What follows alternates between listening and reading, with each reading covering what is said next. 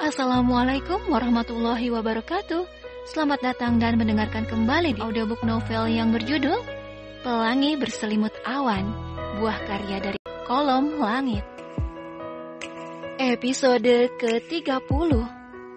La tahzan innallaha ma'ana. Selamat mendengarkan.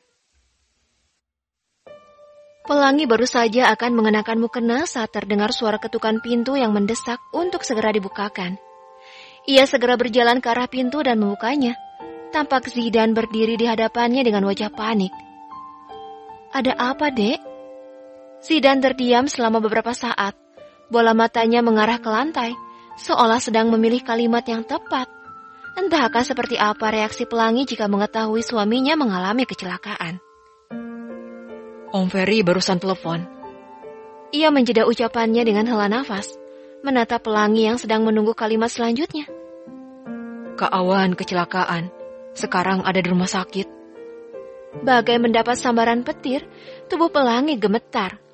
Bola matanya seketika tergenang cairan bening, lidahnya bahkan terasa kaku. Tiada yang dapat terucap dari bibirnya selain kalimat, "Innalillahi wa inna ilaihi raji'un." Untuk beberapa saat, Pelangi seperti kehilangan kemampuannya untuk berpikir. Ia pasti sudah ambruk membentur lantai jika saja Zidan tidak segera menangkap tubuh dan memeluk kakaknya. Pemuda itu pun berusaha mengalirkan ketabahan dengan mengusap punggung.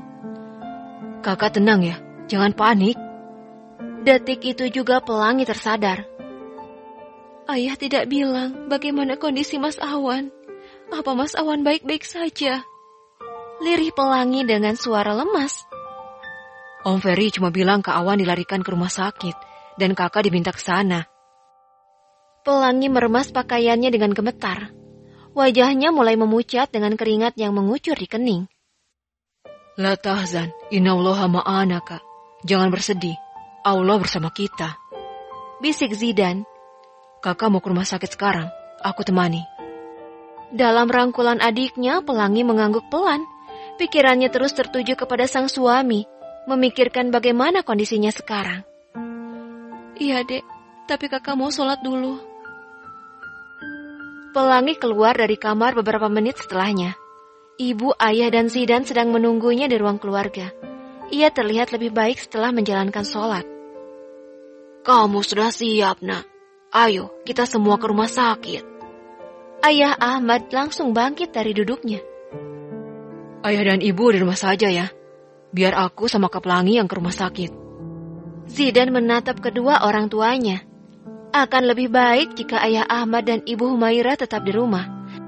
Sebab mungkin ibu Sofi akan mengatakan sesuatu yang akan membuat kedua orang tuanya bersedih. Tapi bagaimana dengan Nak Awan? Insya Allah semuanya akan baik-baik saja. Zidan memberi isyarat dengan lirikan mata.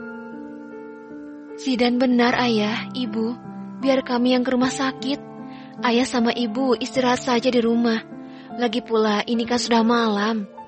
Tambah Pelangi setelah mengerti isyarat yang diberikan adiknya. Baiklah, tapi kalau ada apa-apa, tolong segera beri kabar ya Nak. Zidan mengangguk. Pelangi dan Zidan berlari kecil melewati lorong-lorong panjang dan sunyi di sebuah rumah sakit. Raut wajahnya penuh dengan kekhawatiran. Langkahnya kemudian terhenti saat dari jarak yang tak begitu jauh, terlihat ayah Ferry bersama ibu Sofi sedang berdiri di depan pintu sebuah ruangan. Pelangi merasakan lemas pada kedua tungkai kakinya saat melangkah mendekat. Jantungnya berpacu dengan cepat. Apalagi saat merasakan tatapan menghujam penuh permusuhan dari ibu mertuanya. "Mau apa kamu kemari? Karena kamu Awan menjadi seperti ini?" teriak wanita itu dengan air mata yang berderai. Mata Pelangi terpejam dengan berucap istighfar di dalam hati. "Cukup, Bu," bentak ayah Ferry. "Bukan saatnya menyalahkan siapa-siapa. Kalau ada yang harus kamu salahkan, itu adalah diri kamu sendiri.